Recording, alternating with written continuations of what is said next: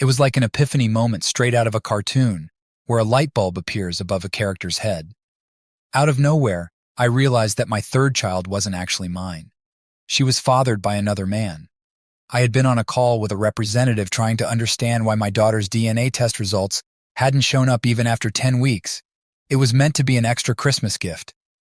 After giving the representative all the necessary details, he put me on hold. 5 minutes later, he returned and confirmed the test had indeed been processed, but couldn't give me more information due to privacy policies. Confused, I questioned, "If it's been processed, why isn't it appearing in my DNA results?" I was hopeful for a clear answer. The representative, sounding slightly exasperated, replied, "Sir, there are several reasons why your daughter might not show up in your DNA matches, but I can't discuss this particular test with you." And that's when it struck me like a sledgehammer. The most obvious reason she wasn't appearing was that she wasn't biologically related to me.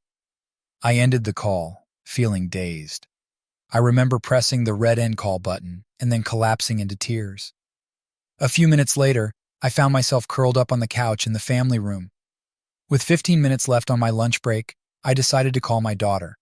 We both worked in the same time zone, and I knew she usually read a book at her desk during lunch, so I wasn't worried about disturbing her. She answered on the first ring, sounding a bit tired.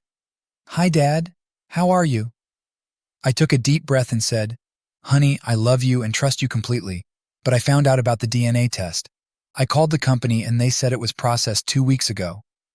There was a moment of silence, and I could hear her taking a deep breath on the other end. "I know, Dad. We need to talk, but not now. Call me tonight and make sure Mom isn't around," she said, her voice trembling. Driving back to the office felt surreal, and I have to admit I got nothing done that afternoon. My mind was racing with questions and fears, especially the terrifying thought that my beloved daughter might not be mine. Being a logical person, I knew I needed to handle this systematically. As vice president of engineering, I was used to dealing with complex problems. My mentor Roger had taught me to approach personal issues like project challenges. Under Roger's guidance, I had helped grow his small company into a major player in the industry, and we both enjoyed financial success. I had a great salary, excellent benefits, and worked with brilliant colleagues. Plus, I had a beautiful, charming wife and 3 wonderful kids waiting for me at home every evening. The kids had grown up, moved out, and started their own families. At first, the empty house felt lonely, but Rachel and I found ways to enjoy our time together. I thought the peace and quiet had even strengthened our relationship. But now, thinking back over the past month, a few odd incidents stood out, like Jessica's call to my wife 2 weeks ago. One Tuesday night, while Rachel and I were watching TV, her phone rang. She glanced at the screen, said it was Jessica, and answered it.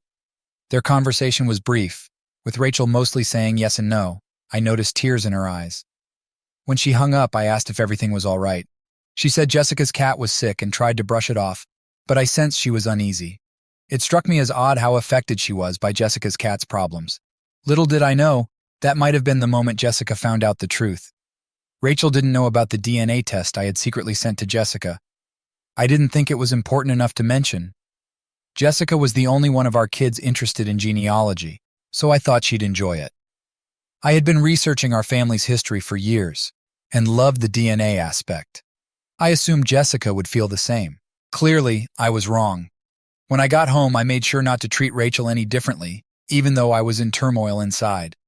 I kept telling myself to tackle one problem at a time. I met Rachel in my sophomore year of university, but we didn't start dating until my senior year. Since then, we had been inseparable, at least from my perspective. We got married a year after graduating, and I still thought it was the best decision I ever made. At 54, she still looked stunning, maintaining her beauty and a fit body through regular workouts. She was fun and full of humor, and until now, I had looked forward to spending the rest of my life with her. Around 8 o'clock, I told Rachel I needed to make a call to my mentor about a project and excused myself. I grabbed my jacket and went out to the porch swing to make the call privately. I dialed Jessica's number, my heart pounding. Jessica answered on the first ring, sounding distressed. "Dad, I'm so sorry. I should have told you earlier, but Mom asked me to keep quiet until she talked to you," she whispered, not even giving me a chance to say hello. "Hey, I'm not mad at you. Take a deep breath," I said, trying to calm her. I am not blaming you. You are as much a victim in this as I am. I could hear her struggling to breathe normally. This changes nothing between us. I'm still your dad, and you will always be my little girl. I have loved you and your siblings all these years, and that is not going to change unless you want it to. She broke down, sobbing uncontrollably. I love you, Daddy. I do not need anyone else but you. I gently told her I did not want to put her on the spot, but she was my best source for DNA information. I promised we would not get into anything else, so she would not be caught in the middle, but I needed to know if she had any DNA matches. She sighed and said that Emma Johnson turned out to be her half-sister. I was shocked and asked if she meant Emma, Uncle Michael, and Aunt Sarah's daughter. She softly confirmed, yes, and I reassured her that it wasn't her fault, and she never needed to apologize to me. The revelation that Michael Johnson, known to my kids as Uncle Michael, and respected by the world as Judge Michael Johnson, was Olivia's biological father hit me hard. This meant my wife had an affair with her boss when he was still an attorney at the law firm, over 25 years ago, since Olivia is 24 now. Rachel had worked as his administrator then. Michael left the law firm to become a state judge a few years later, eventually moving to the state capital, where his career flourished. Rachel, meanwhile, didn't pursue a romantic relationship with Michael, but stayed at Goi Hao and eventually became the office manager. Despite the end of their affair, Michael and his wife Sarah became close friends with us, to the point where our children still referred to them as uncle and auntie. Their kids called me and Rachel the same. When I was away on business trips, Rachel and the kids would sometimes spend a few days at Michael and Sarah's lake house. This never raised any suspicions in my mind, and the kids even mentioned Aunt Sarah taking them places without me or Rachel. Clearly, I had missed some critical details. Lost in my thoughts, I suddenly heard Olivia calling out to me. I apologized, telling her I got lost in thought and thanked her for her help, asking her to say hi to Jason, her husband, for me.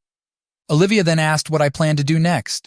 I admitted that I wasn't sure, and she advised me not to do anything incredibly stupid. She said a little foolishness was okay, but warned me against doing anything that might get me arrested. I hadn't considered harming Rachel until that moment, but I promised Olivia I wouldn't get myself arrested, which ruled out any violent thoughts. I never break promises to my kids. My first priority was to reassure Olivia about our relationship. Then I needed to find out who Rachel's partner in crime was. The third task was to initiate divorce proceedings, but I needed a new lawyer since my current one was affiliated with the firm where Rachel worked. After meeting with a lawyer and getting things in order, I would then deal with my soon-to-be ex-wife, Rachel. The house felt cold and empty. When Rachel and I were together, she talked non-stop, probably out of nerves. I suppose she really tried to keep me content, thinking it might soften the blow when I eventually found out the truth. It's hard to be certain, but there was a growing distance between us, and she wasn't making any effort to close it. About a week later, I consulted with one attorney. As soon as he learned that my wife was the office manager at Goi Hao, he looked anxious, so I moved on to the next lawyer on my list, a young woman in her 20s named Laura Thompson. She simply smiled when I mentioned Rachel's position at Goi Hao. This was the type of attorney I needed, someone who wouldn't be intimidated if one of the high-profile Goi attorneys represented my wife. I shared what little I knew about the infidelity situation, starting with the revelation that my youngest child wasn't biologically mine, but Michael Johnson's. Judge Michael Johnson of the Court of Appeals? Laura asked, raising an eyebrow. I nodded, closely watching her reaction to see if I should consider finding another lawyer. It must be quite a story, she remarked, and we delved into the financial aspects. Given our solid jobs, pensions, and benefits, Laura suggested splitting joint assets equally, retaining shares in our pensions, and selling the house. This would leave both of us financially comfortable, though I would have a slightly better position due to higher income and a better pension. Laura added that unless I was dead set on seeking revenge over my spouse's infidelity, we could settle things amicably. However, I replied that I didn't want to hurt her financially, despite feeling wronged. Laura then asked about pursuing legal action against the judge, noting it would be much more complicated and time-consuming. I responded, perhaps a bit harshly, that the judge was my concern, and I would handle it my way. Laura understood and suggested that if my spouse didn't contest, the issue could be resolved in 6 months. Otherwise, it might take more than a year. I told her I hadn't set any deadlines, so she should take her time and do it right. With the third task completed, it was time for the fourth, the confrontation. I waited another week to see if Rachel's conscience would compel her to confess. During that time, Saturday night, our usual date night, arrived. We typically followed it with a movie and some intimate time. However, I couldn't bring myself to go through with it, given what I had learned. Rachel didn't question it, which was another sign she knew I was aware, but she was quite adept at putting on a facade. However, that was about to change. I decided to take her to a fancy French restaurant where we enjoyed a bottle of wine and indulged in some delicious desserts. She seemed happier than she had been in weeks. Upon returning home, I carefully helped her out of her coat, guided her to the kitchen table, pulled out a chair for her, and said those dreaded words, "We need to talk." Rachel offered a half smile as I poured myself a Jack Daniels on the rocks and offered her a drink from the liquor cabinet, which she declined. Placing my drink on the table, I locked eyes with her and said, "The floor is yours."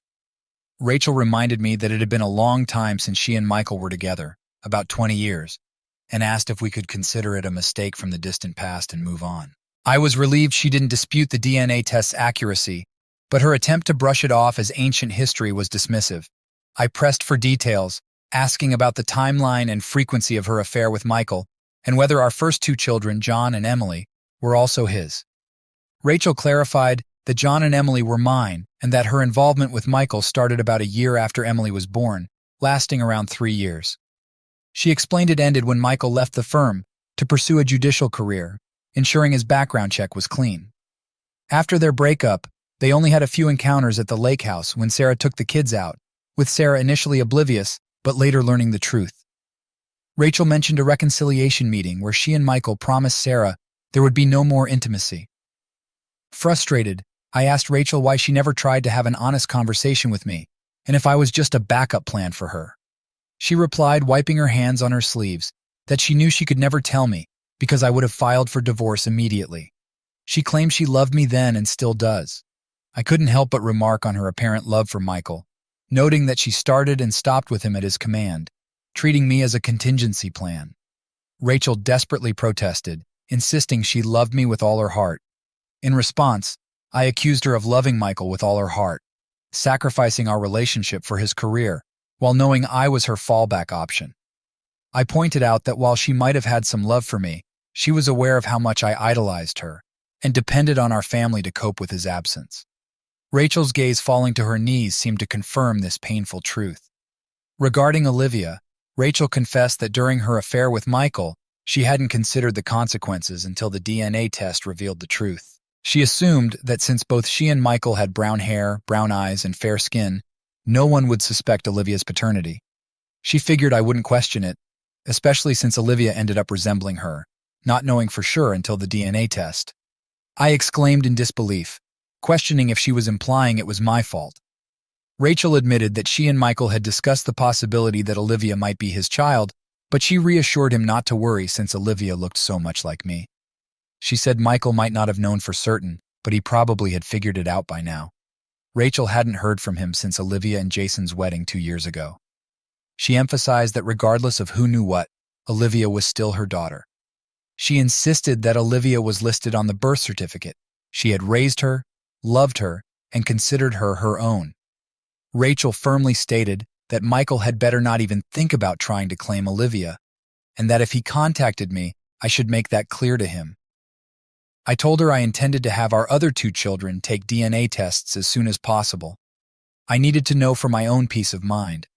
Rachel pleaded with me, insisting that I already knew they were mine and asking why I couldn't trust her. My response was cold, my newfound distrust evident, and it seemed to take Rachel by surprise. She was deeply troubled by the thought of me revealing her infidelity to our other 2 children, understandably not wanting them to see her as unfaithful. Shifting the topic, I asked about the details of her affair, how often it happened, and where else they met. Rachel began to explain that their relationship had developed gradually from spending time together at work. They became friends, and then something more. She described Michael as kind, considerate, witty, funny, and passionate. They had a deep connection, because they both had spouses they loved They kept their meetings discreet, usually out of town, and never met at either of our houses, as that would have crossed too many lines. Rachel whispered that they hadn't been intimate since the affair ended. When I asked if Sarah knew about all of this and had forgiven them, Rachel confirmed and reiterated that she had told me before. I whispered, with uncertainty, that I didn't think I could go back to how things were. Rachel tried to reassure me, acknowledging how wrong their actions were, but emphasizing that it had been over for 20 years, and I hadn't had to endure it while it was happening. She pleaded for us to return to the way things were a few weeks ago when I was her loving husband, and she was my loving wife, insisting that nothing had to change. But I told her firmly that things had already changed. I explained that I had spent the better part of 3 weeks wondering what I had done wrong for her to fall in love with another man, and questioning whether I could ever fully trust her again, let alone stay married. I expressed with heavy emotion that I had given her my heart completely, and yet she treated it as something to be taken out only when it suited her. Our marriage wasn't supposed to be one of convenience, but a commitment of unwavering love. At this point, Rachel began to cry. Typically, I would try to console her, but this time felt different. I retreated to the family room, turned on the TV, and left her alone at the kitchen table. That night, we shared the same bed, but for the first time in a while, we didn't cuddle. I moved as far away from her as I could on the double bed, and didn't let her snuggle up to me when she climbed in. Her face showed a mix of surprise and pain, but I didn't really care. On Sunday morning, as Rachel prepared a nice breakfast and we were eating, I brought up the topic of divorce.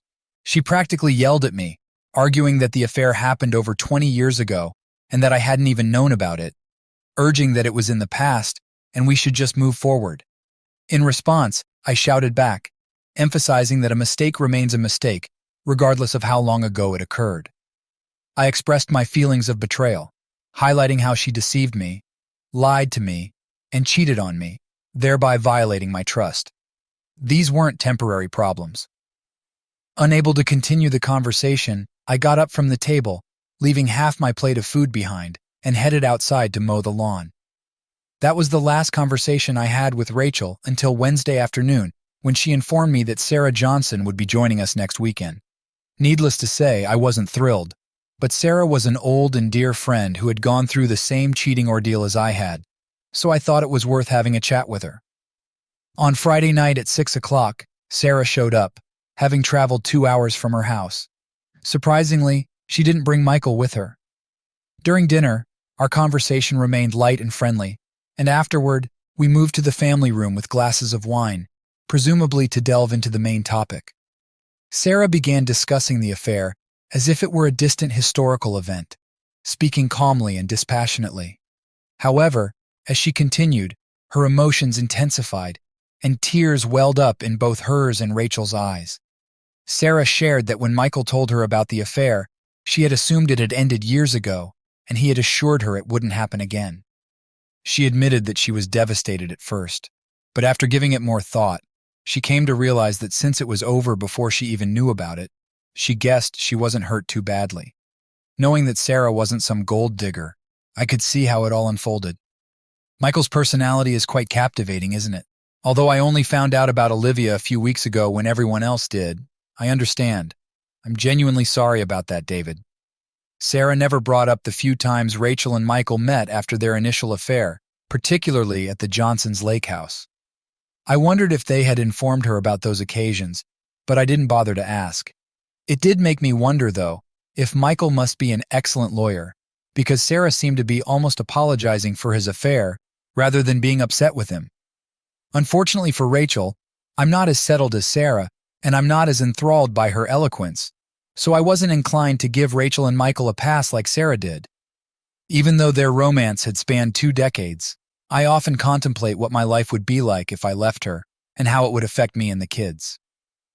Sarah continued, "They say you should always weigh whether your life would improve or worsen without your spouse. In my case, I believe it would be worse. Thank you for sharing your perspective with me, Sarah.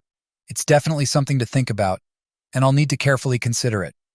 There are several factors at play, including the fact that, unlike you, I wasn't informed about the affair. I stumbled upon it entirely by accident. Rachel knew it was wrong when she was involved with Michael and anticipated my reaction. She believed it would be better for everyone if I never found out and just lived in ignorance. That would have been the case if it weren't for the DNA test. Now, 20 years later, I've discovered that the love of my life had an intimate relationship with another man before reverting back to me. During Sarah's story, Rachel remained silent, merely listening as Sarah shared her narrative. Rachel couldn't have known that I was aware of her glances in my direction, so I sat casually while Sarah spoke, just to mildly annoy Rachel. My response to Sarah's story wasn't what Rachel had hoped for, and neither was Sarah's. They exchanged sorrowful glances, realizing that I wasn't reacting the way they had anticipated. I shook my head, went to the kitchen, poured myself another glass of wine, returned to the family room, and turned on the big screen. It was a clear signal that our conversation for the day was done. The ladies got the hint and moved to the living room, where I could faintly hear them chatting. After finishing whatever I was watching, I switched off the TV, stuck my head into the living room, bid them goodnight, and headed upstairs to our bedroom. Sarah cornered me in the family room on Saturday, saying we needed to talk. I didn't know where Rachel was, but I agreed, and we relocated to the formal living room, settling into chairs in the corner. Sarah began by expressing understanding of my pain, but argued that not forgiving Rachel and divorcing her would be a big mistake for both of us. She emphasized that our love for each other should be what matters most, and that the past is history. She pointed out the tragedy it would be for us to spend the rest of our lives apart over something that happened 20 years ago, mentioning that if she could forgive Michael, I could surely forgive Rachel too. I responded honestly to Sarah, admitting that I didn't know if I could ever forgive Rachel. I pointed out that unlike her situation, where she was informed about the affair, Rachel had kept me in the dark. Rachel knew what she was doing was wrong and had hidden it from me because she knew I wouldn't have forgiven her back then, so I couldn't see why I should forgive her now. The weight of her deception was immense. She hadn't just cheated on me for a few years, but she had continued to lie and deceive me for over 2 decades. How could I ever trust her again? I shook my head, stood up, and walked out of the room, passing Rachel in the hallway. She could see from my expression that I wasn't budging an inch. Dinner on Saturday night was painfully silent. The women tried to make small talk, but I wasn't interested. I barely spoke 3 words throughout the meal. After a brief thank you, I grabbed my jacket and left, telling them I'd be at Malone's, my favorite spot for a quiet drink. At Malone's, feeling down, I chose a table instead of my usual place at the bar. The bar owner, who was like a sister to me, noticed my mood and urged me to talk. I confided in her that my wife Rachel had cheated and that our youngest child might not be mine. Outraged, she supported me, offering her blunt perspective, which I valued. She questioned whether Rachel had apologized for the affair itself or just for getting caught. I realized Rachel hadn't truly apologized. The bar owner offered me free drinks and arranged a cab, taking my keys for safety. The cab dropped me off at home around 2 o'clock in the morning.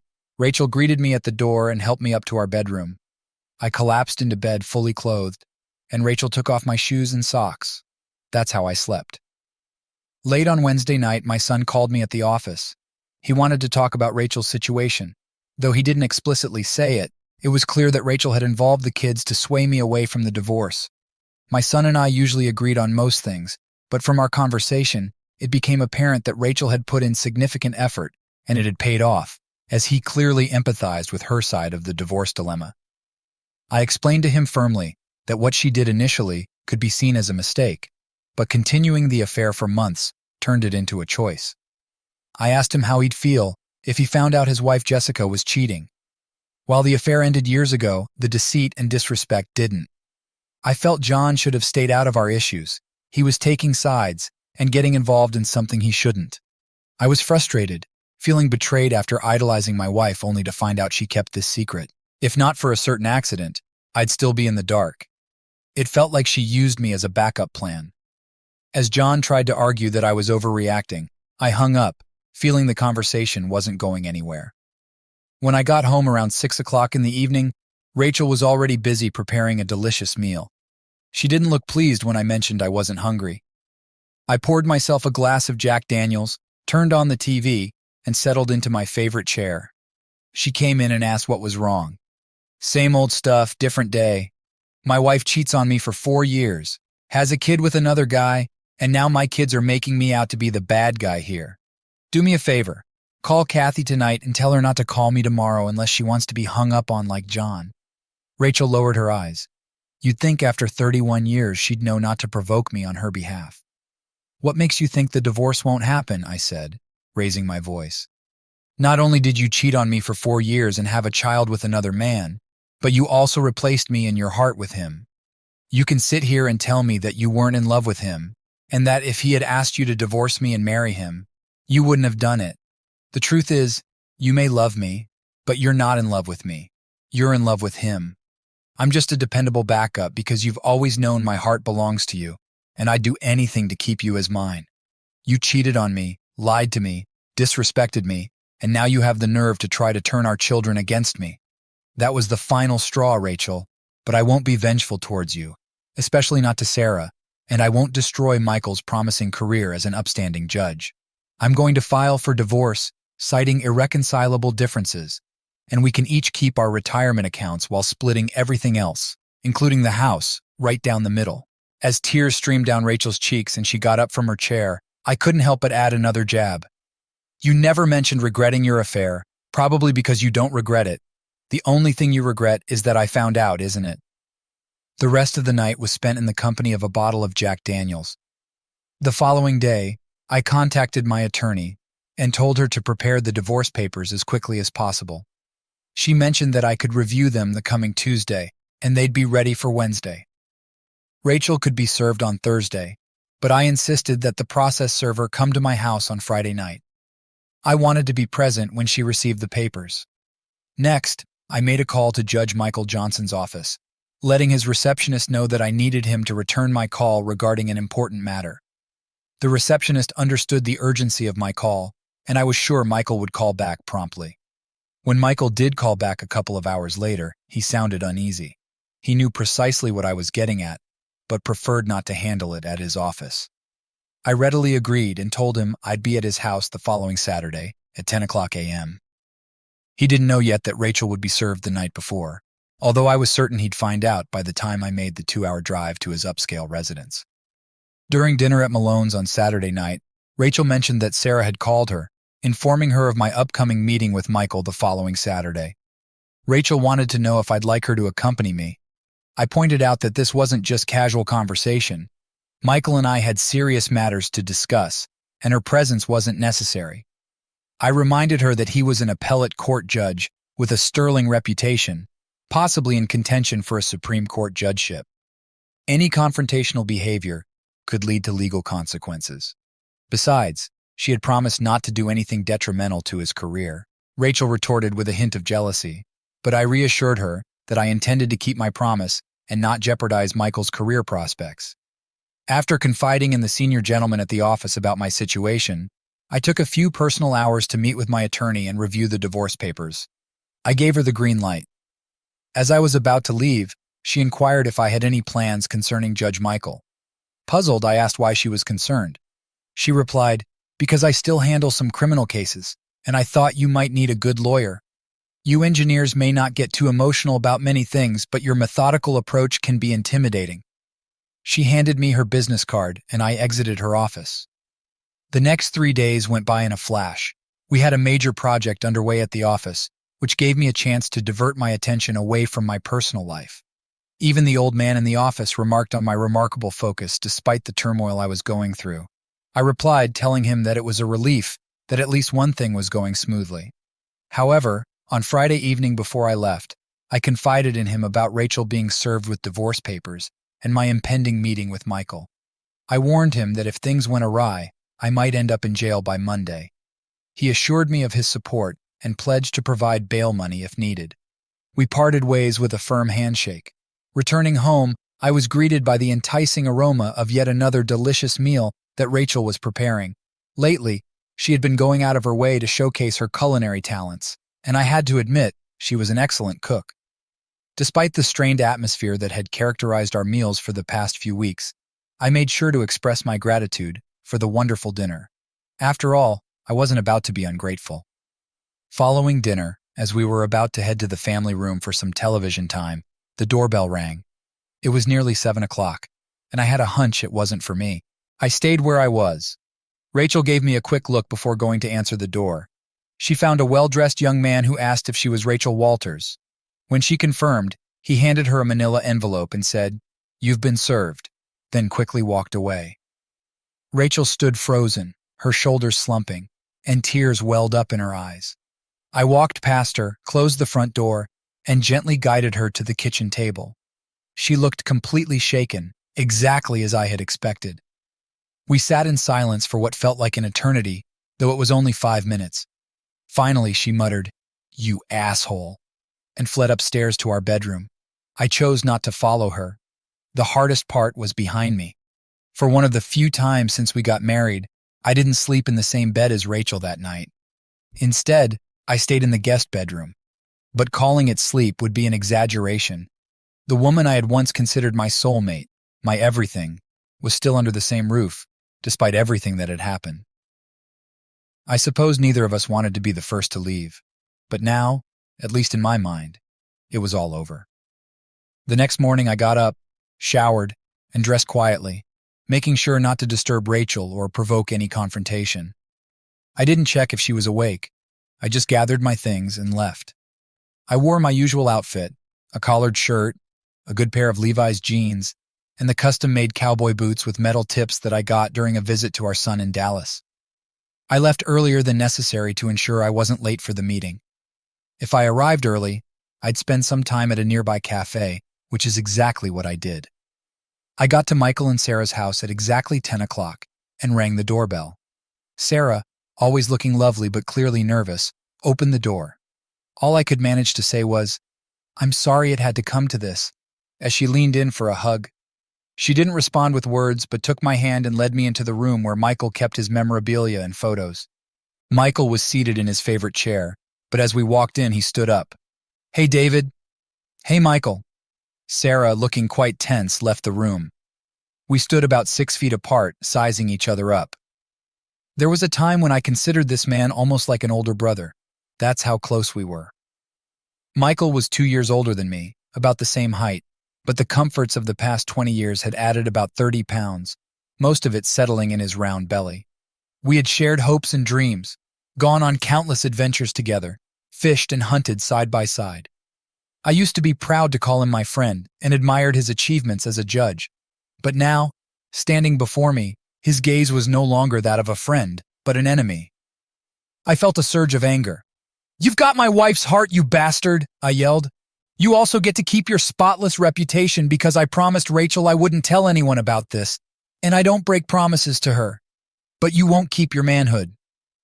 With that, I took a big step forward with my left foot, planted my right foot, and delivered a powerful upward kick aimed at his groin.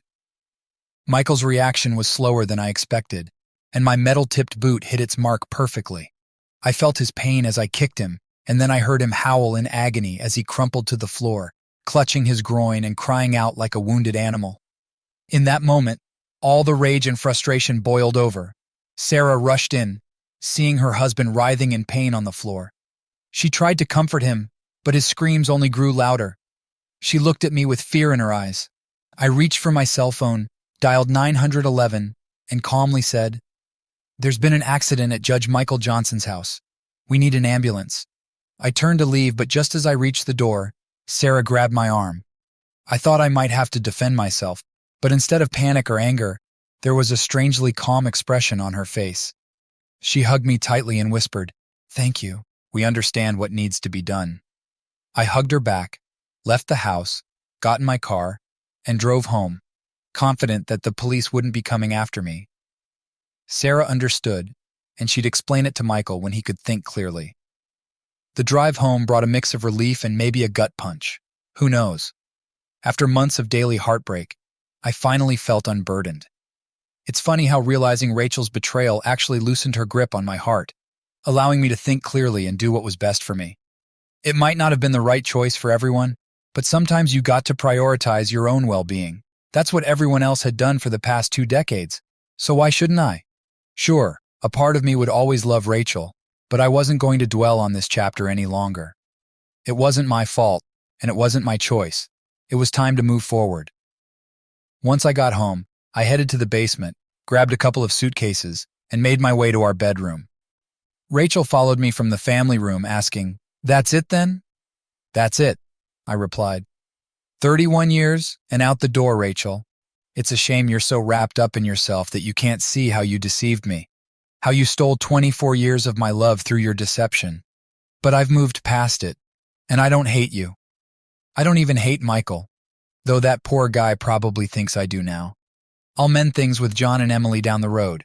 You should patch things up with Olivia as soon as you can. Those girls are missing out. Sign the papers, Rachel, and let's put this behind us. I continued, I'll have the rest of my things out of here in the next few days.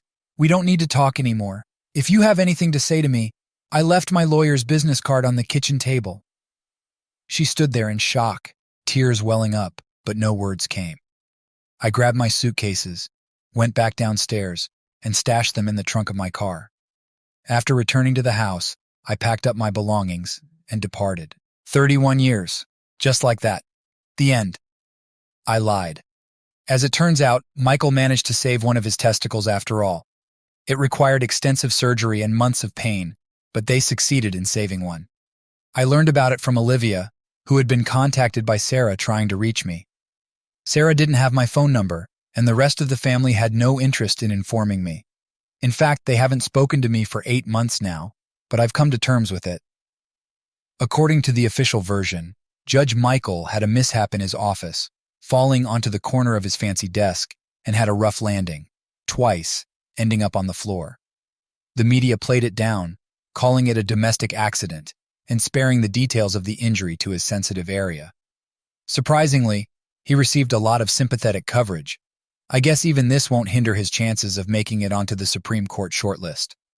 Rachel signed the divorce papers in just a week, and last week the divorce was officially finalized. The house will be auctioned off.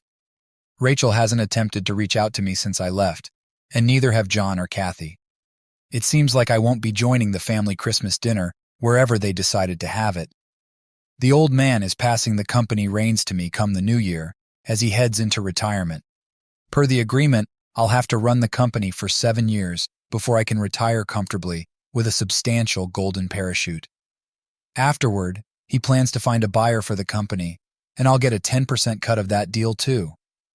I've started going out and dating again. After being married for what felt like an eternity, it'll take some time to remember how all of that works.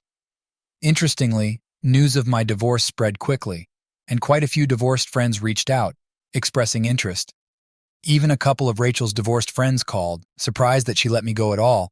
I must admit, it's been a nice boost to my ego. I see a promising life ahead filled with professional and personal challenges. During my free time away from work, I'm exploring new hobbies.